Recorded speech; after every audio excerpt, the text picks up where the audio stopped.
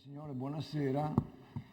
È con grande piacere che presento qui il professor Cédric Villani,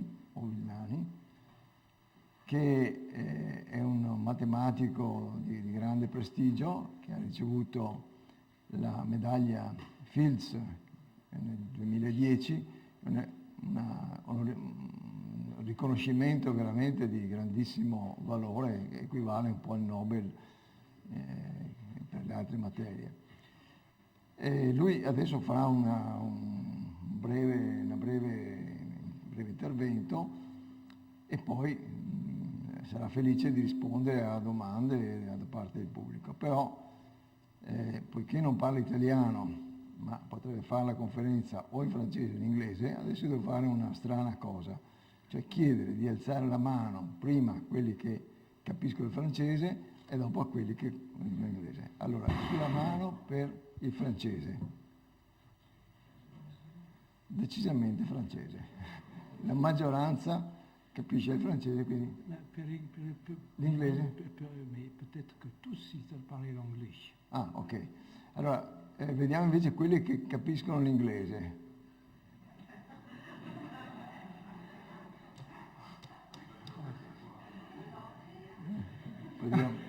Sono praticamente gli stessi. Non, je crois qu'ils préfèrent la voir en français. Ah, sì? J'ai l'impression que c'est ça qui se dégage. Okay. Bene, allora in francese. Allora no, era un'esigua maggioranza per il francese. Certamente per alcuni che hanno votato per il francese capivano anche l'inglese, quindi a questo punto facciamo in questo modo.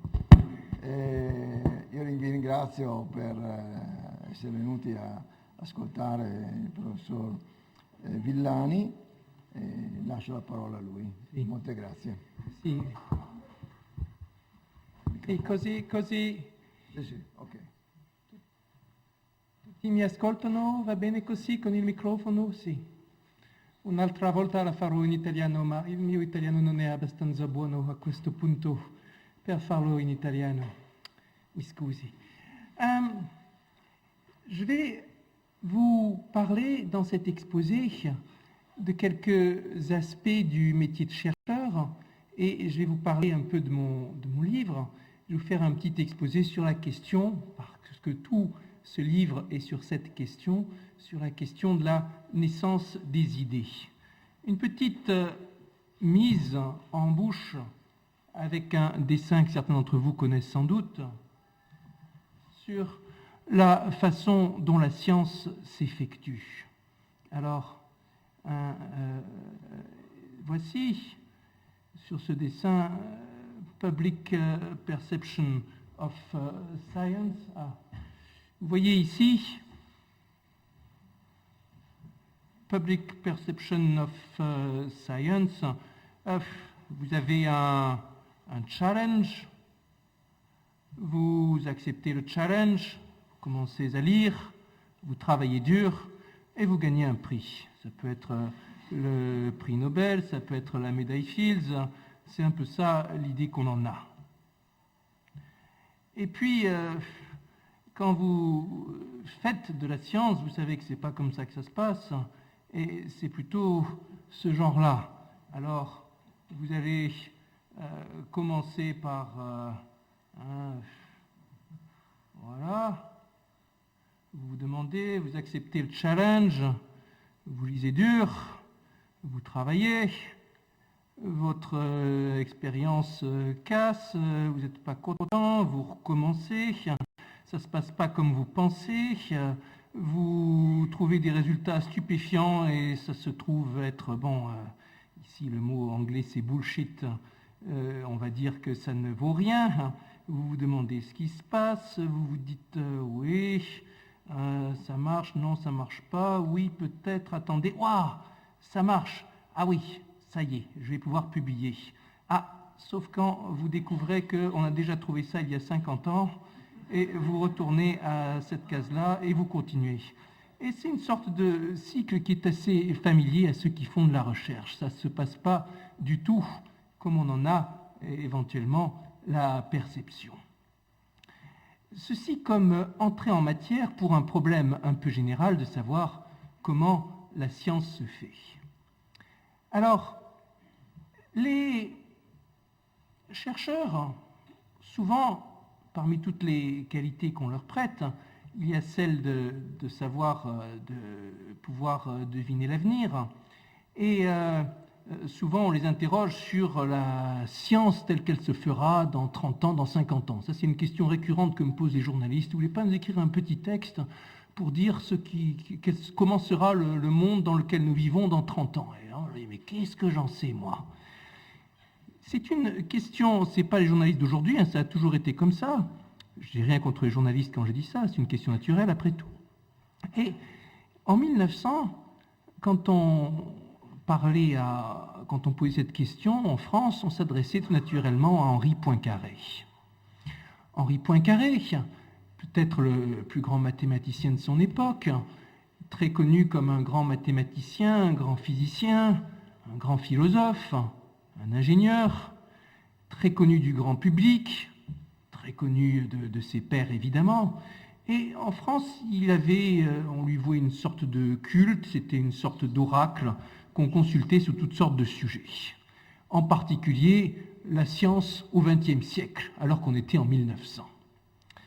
Ici, dans ce quotidien, Le Temps, voici ce qu'il répond. Alors, le journaliste écrit « Notre célèbre mathématicien Poincaré n'a, paraît-il, qu'un très petit nombre de pairs capables de comprendre entièrement ses travaux. Only a few people can understand his works. Mais tout le monde pourra goûter ce billet qu'il m'adresse. Monsieur, votre lettre m'arrive aujourd'hui après avoir beaucoup circulé. Si en 1800 on avait demandé à un savant quelconque ce que serait la science au XIXe siècle, que de bêtises il aurait dit « grand Dieu ». Cette pensée m'empêche de vous répondre. Je crois qu'on obtiendra des résultats étonnants. I think there will be surprising results. Et c'est justement pour cela que je ne puis rien vous en dire, car si je les prévoyais, que leur resterait-il d'étonnant? Veuillez donc excuser mon silence. C'est une pirouette que j'ai déjà utilisée plus d'une fois aussi pour répondre aux journalistes. Un siècle plus tard, les temps n'ont guère changé. Notez que le journaliste ne prend pas la peine d'expliquer qui était Poincaré. Tout le monde le savait. Poincaré représente l'un de ces exemples extrêmement rares de mathématiciens qui ont réussi à atteindre la célébrité auprès du grand public sans rien faire pour cela. Il écrivait des histoires pour enfants, c'est vrai, il faisait un peu des textes pour l'éducation des enfants, mais il ne cherchait pas particulièrement à être médiatique. Quand Poincaré répond « Je crois qu'on obtiendra des résultats étonnants », ce n'est pas seulement une pirouette, c'est l'expression de la croyance dans le fait qu'on continuera en science à être inventif de la même façon qu'on l'est maintenant, qu'il n'y aura pas moins de résultats étonnants que maintenant, que l'inventivité restera et qu'il y a toujours beaucoup de choses à démontrer. Still many things to prove and there will still be some inventivity around. Ceci est une prédiction importante et c'est plus important à la limite que de savoir ce qui va être démontré. Comme on sait bien, les idées telles que découvertes par les théoriciens comme Poincaré ou d'autres peuvent avoir un pouvoir considérable. On peut changer le destin d'un pays avec une bonne idée dans certaines circonstances. Ici, dans cet exposé, j'ai rassemblé les portraits de quelques personnalités extrêmement célèbres pour leur capacité à avoir des idées. On pense tout de suite, quand on pense à l'inventivité dans le domaine de la science, on pense immédiatement à Einstein, qui est un statut très particulier d'idole des sciences, mais évidemment, ce n'est pas le seul, loin de là. Ici, Alan Turing, un personnage dont nous célébrions l'an dernier le centenaire de la naissance, it was the 100th anniversary of his birthday, qui a eu un impact absolument considérable de par ses idées. Considéré comme l'un des pères, sinon le père de l'informatique, également l'une des quelques personnes qui ont joué un rôle clé dans la Seconde Guerre mondiale. À la tête de l'équipe chargée de décrypter les codes secrets utilisés par les sous-marins allemands, il a permis de les déchiffrer et assurer un avantage aux Alliés, tel qu'on estime qu'il aurait sans cela fallu quelque chose comme 2 ans de plus avant de pouvoir envisager un débarquement sur les côtes françaises. Beaucoup de choses peuvent se passer en 2 ans, et si ça se trouve, la suite de l'histoire aurait été différente. Ici, oui, Alan Turing est aussi connu comme étant le père de la morphogénèse, une des premières tentatives sérieuses de marier mathématiques fondamentales et biologie. C'était un pionnier, c'était un visionnaire. Ici, Paul Erdős, juif hongrois déraciné par la guerre justement, faisant partie de de cette génération de scientifiques, théoriciens de haut niveau en Hongrie, des mathématiciens, des physiciens qui ont tout changé, qui ont révolutionné la physique, l'informatique, dans le cas de von Neumann, les mathématiques, tout dans ce genre de domaine. Et il y avait quelque chose d'extraordinaire dans ce milieu hongrois du premier tiers, on va dire, du XXe siècle, une atmosphère extrêmement propice à la génération de gens extrêmement inventifs. Quelque chose qui a été détruit au moment de la Seconde Guerre. Erdős allait partout. C'était un mathématicien errant qui ne s'embarrassait pas d'avoir une maison ou une famille ou un travail ou une voiture ou un compte en banque ou quoi que ce soit. Il se contentait d'aller de maison en maison parmi ses collaborateurs et ça reste le scientifique, le mathématicien le plus prolifique du XXe siècle.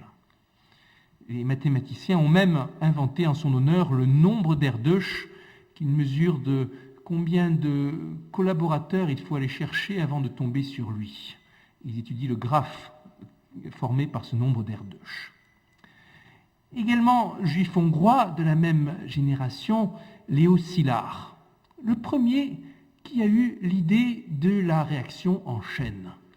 On l'oublie dans les livres d'histoire, mais vous imaginez qu'une idée comme ça, c'est quelque chose qui change littéralement le cours de l'histoire du XXe siècle. Szilard s'est échappé des frontières allemandes. Un jour, il avait été formé en Allemagne, qui à l'époque était le pays le plus avancé pour la physique. Il s'est échappé des frontières 24 heures avant qu'elles soient hermétiquement fermées par le régime nazi.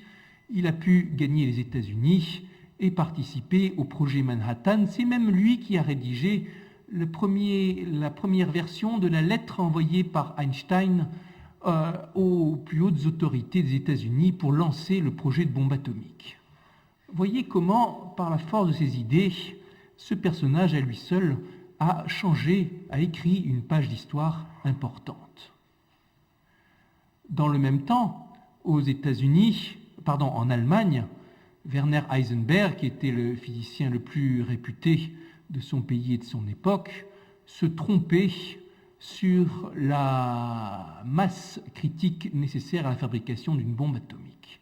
Quant à savoir s'il a fait exprès de se tromper ou pas, c'est toujours un sujet de débat parmi les historiens, mais vous voyez, d'un côté il y en a un qui a la bonne idée, de l'autre côté il y en a un qui se trompe, et si vous permutez les rôles, vous pouvez réécrire l'histoire de la Seconde Guerre mondiale tout à fait différemment. Ainsi, vous voyez que particulièrement important pour un pays, c'est au moins aussi important que d'avoir les bonnes technologies, d'avoir les bonnes personnes capables d'avoir les bonnes idées.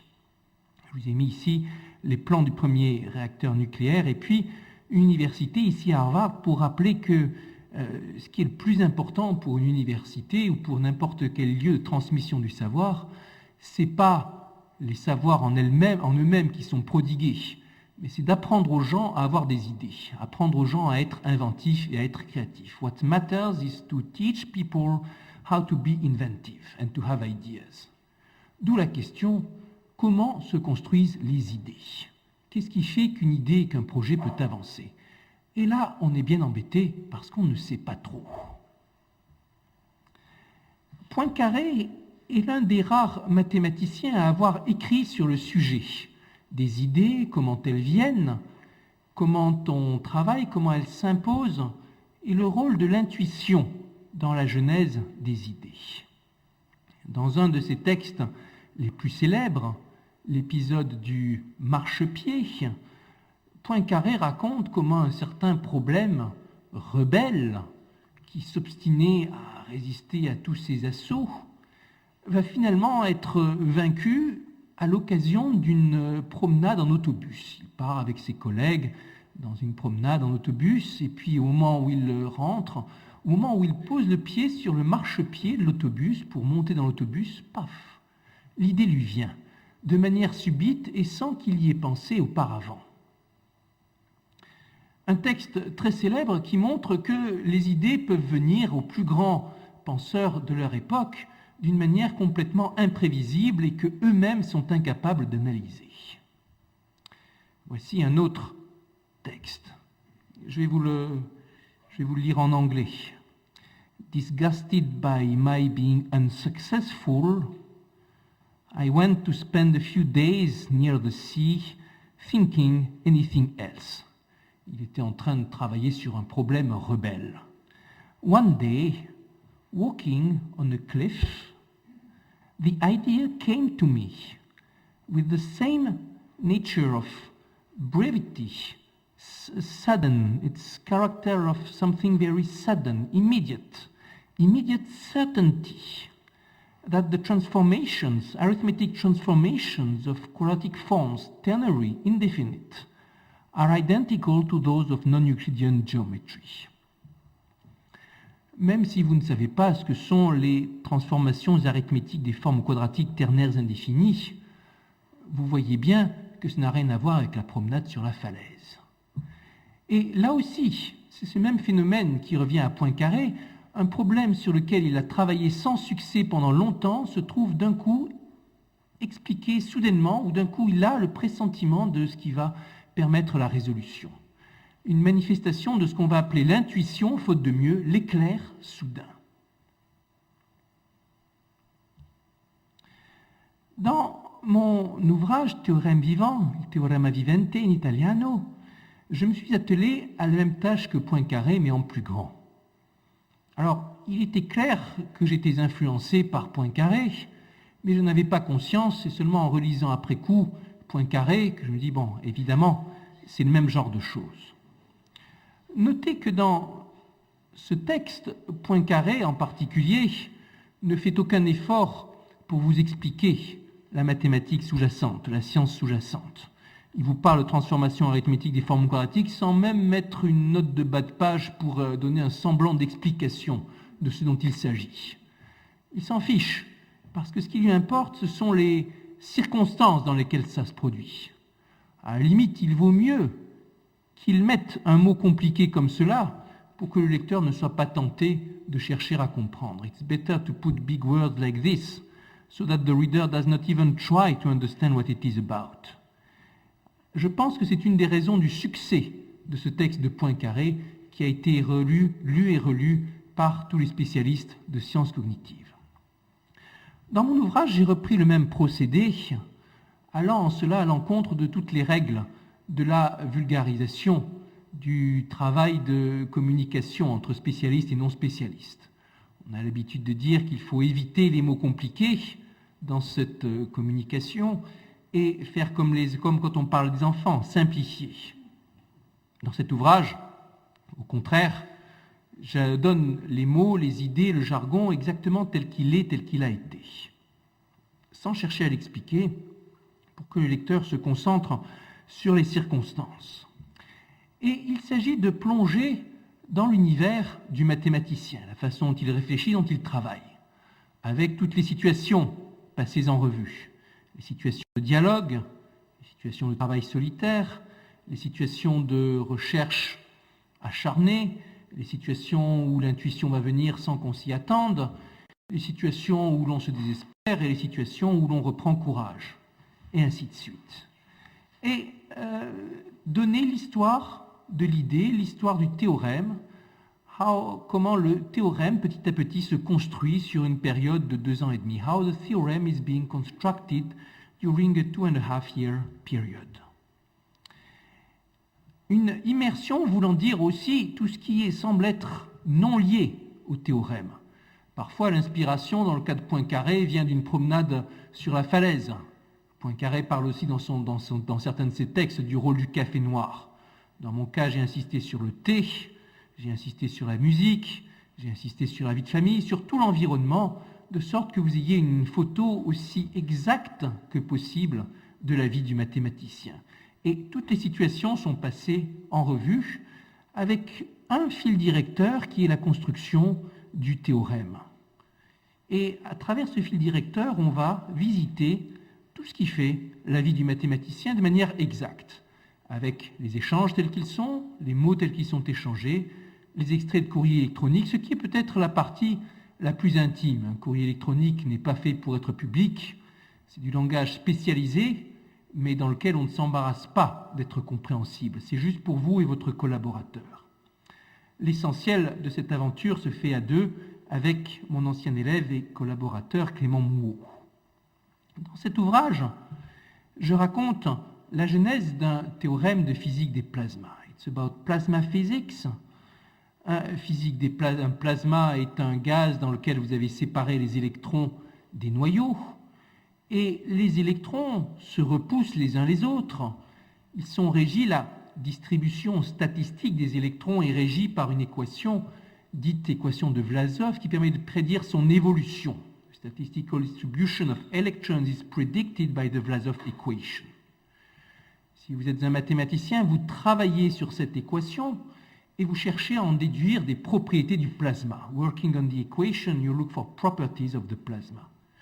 La propriété que nous cherchions à attraper, une propriété extrêmement célèbre, était celle dite de l'amortissement Landau, découverte par le physicien russe Lev Landau dans les années 1940. L'idée selon laquelle un plasma à l'équilibre, perturbé par un petit champ électrique, va spontanément revenir à l'équilibre. Si un champ électrique s'établit dans le plasma, il va revenir vers un champ électrique extrêmement faible, finalement invisible. So, an excitation of the plasma will spontaneously decay, be damped. Un effet très paradoxal parce que dans le plasma, il n'y a pas de frottement qui expliquerait une disparition de l'énergie qu'on insuffle dans le plasma. Pas de frottement et pas de processus irréversible. Un effet qui a été prouvé, reprouvé et réétudié dans l'approximation linéarisée par Landau. It was proven on the linearized approximation by Landau. Et qu'avec Clément, nous avons établi pour l'équation non linéaire, au terme d'efforts considérables. Le modèle non linéaire est supposé être le vrai modèle, the true model, whatever this means, pour le plasma. Et c'était une vraie difficulté considérable supplémentaire que de traiter ce cas non linéaire. Et en somme, il s'agit du récit de la genèse de ce théorème qui se traduit par l'amortissement spontané d'une perturbation dans le cadre de la physique des plasmas. Et comme dans la première image que je vous ai montrée au début, il s'agit de montrer chaque fois qu'on se trompe, chaque fois qu'on fait fausse route, qu'on fait bonne route pour de mauvaises raisons, ou parfois pour de bonnes raisons, qu'on va être sauvé de manière providentielle alors qu'on ne l'attendait plus, et ainsi de suite. Un processus laborieux que tous les mathématiciens connaissent, et plus généralement tous les chercheurs. Parfois, l'évolution, cette mise en place des théories et des idées, peut avoir des répercussions considérables. Dans le cas de l'amortissement Landau, notre travail vise surtout à avoir une meilleure compréhension théorique de ce phénomène d'amortissement. Parfois, cela peut être une question théorique liée à des enjeux économiques importants. Dans son roman Red Plenty, que je vous recommande chaleureusement, Francis Pufford raconte comme un roman l'aventure de la planification linéaire, la programmation linéaire dans la Russie soviétique des années 1940, 1950, 1960. Et comme le dit Francis Pufford, ce livre est l'histoire d'une idée, l'idée est le héros. Et on va la voir, l'idée passer de personnage en personnage, cette technique d'optimisation, passer de personnage en personnage, influer sur l'ensemble de l'économie, à une époque où l'on s'interrogeait pour savoir si l'économie soviétique, grâce à sa capacité de planification, n'allait pas venir en tête de toutes les économies du monde.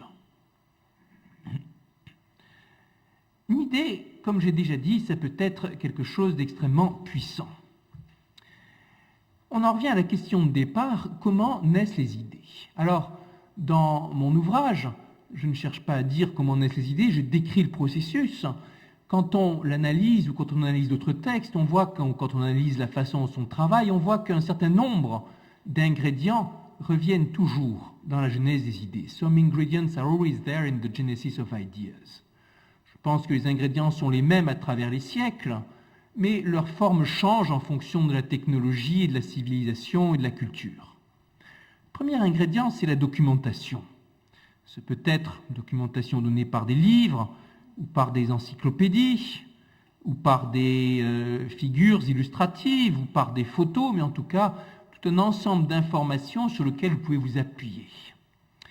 Ici, je vais vous représenter la formule de Fadi-Bruno, formule qui donne les dérivées successives des fonctions composées. Il y a un passage, à un moment dans la quête du théorème de l'amortissement Landau, dans laquelle j'ai besoin de cette formule de dérivée des fonctions composées.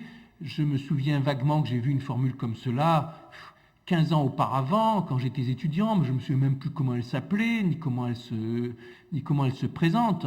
Mais il me suffit de quelques secondes avec Google et Internet pour retrouver la formule, alors même que j'en avais oublié le nom. On voit que la technologie a révolutionné l'accès à la documentation.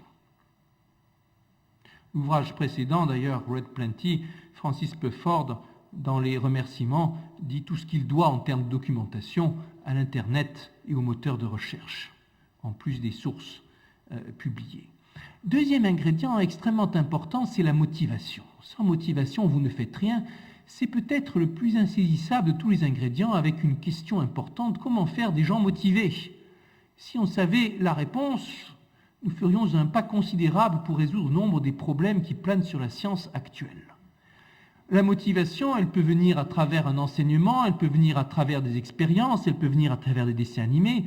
Ici, j'ai montré un petit dessin animé, l'image d'un petit dessin animé de Donald au pays des mathématiques que je regardais quand j'étais enfant. Un dessin animé tout à fait naïf. Quand je le regarde maintenant, je me dis, bon, vraiment, c'était basique. Mais ça me faisait rêver quand j'étais un petit gamin. Peut-être c'est important.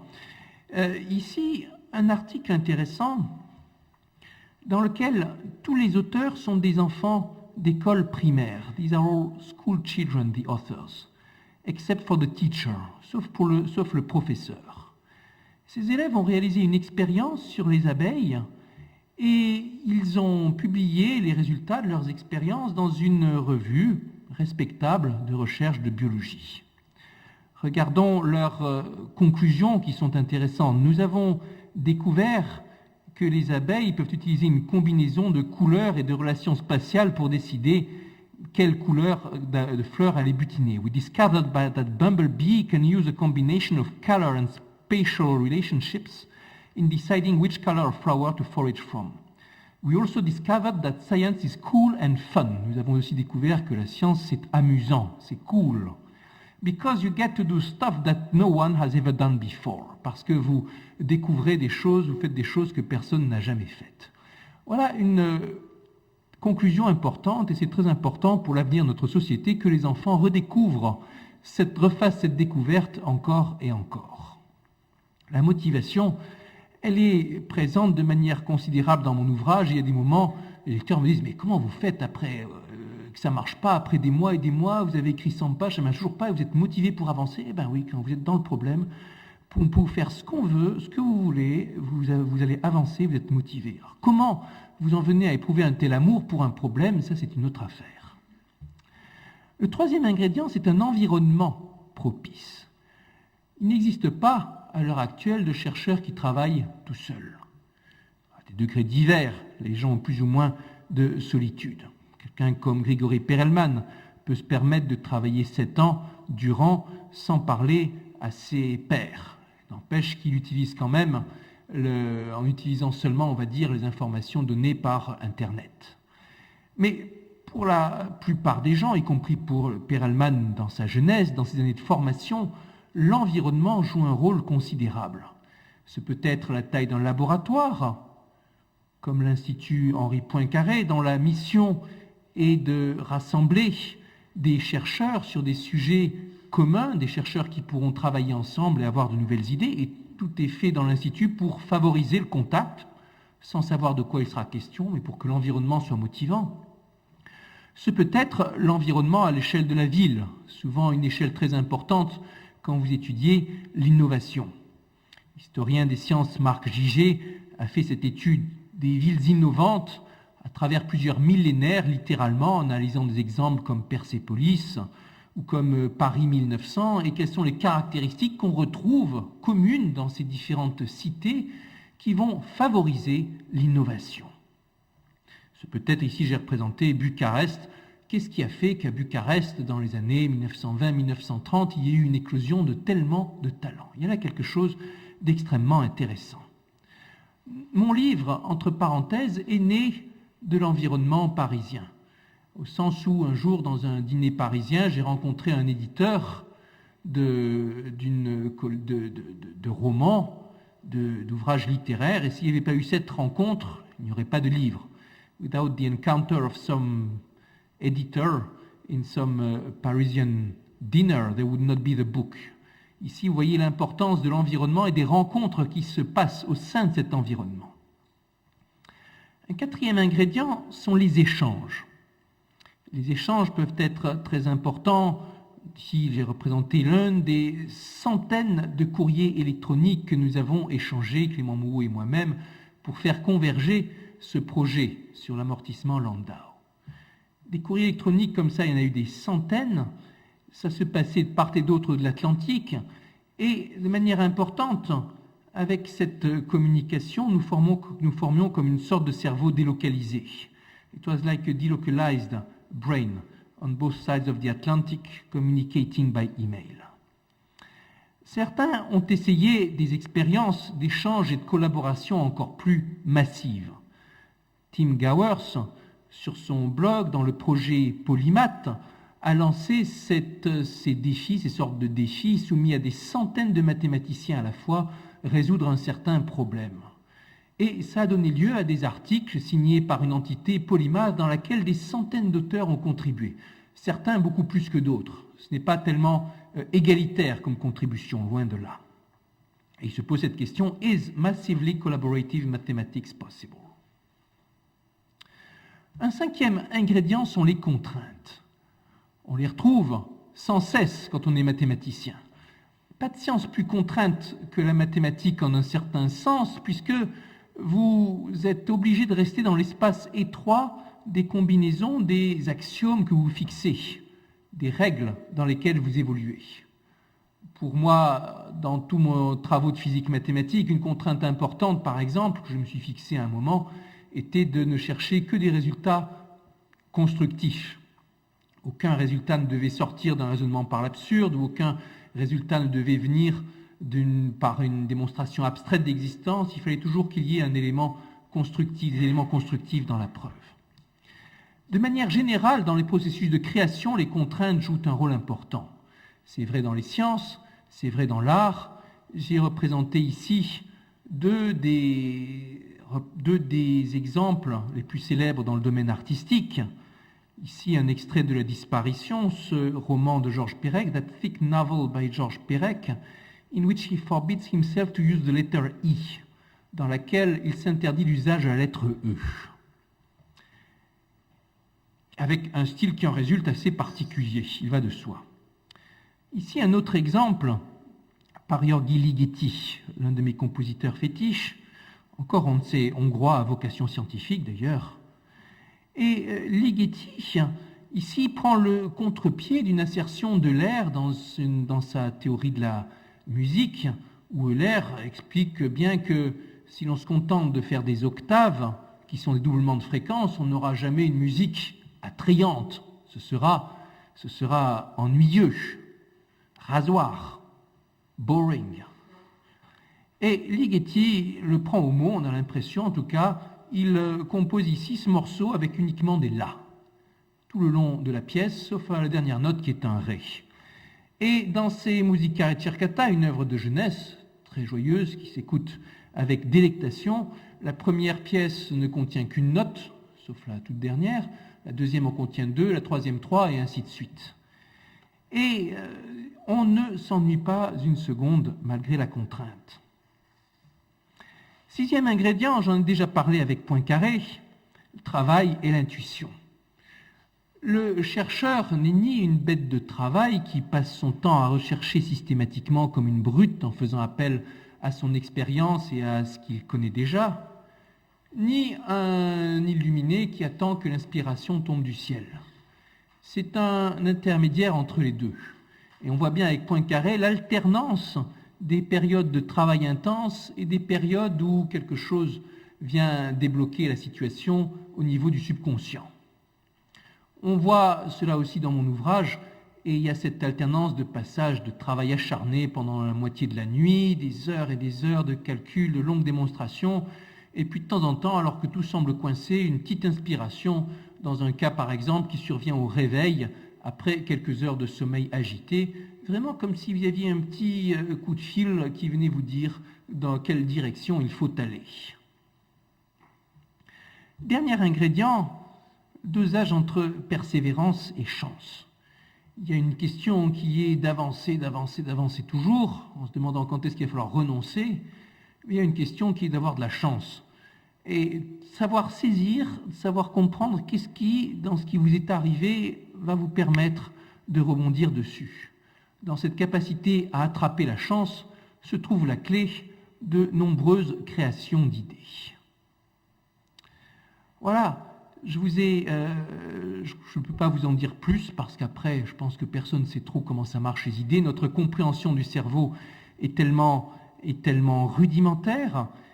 Je vais terminer avec une réflexion intéressante. Qu'est-ce qu'on fait des idées une fois qu'on les a ?